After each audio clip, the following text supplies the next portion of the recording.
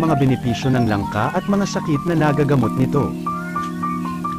Una, nag-i-improve ng resistensya. Ang langka ay may taglay na mataas na amount ng vitamin C at antioxidants. Nakakatulong ito sa pagpapalakas ng ating immune system at mapalakas ang paglaban sa mga impeksyon.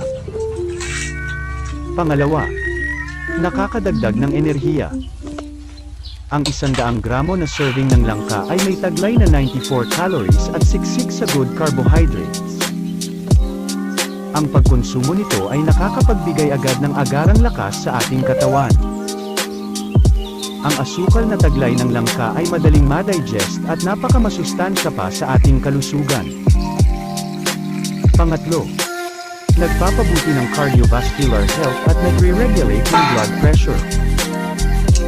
Ang pagkakaroon ng sapat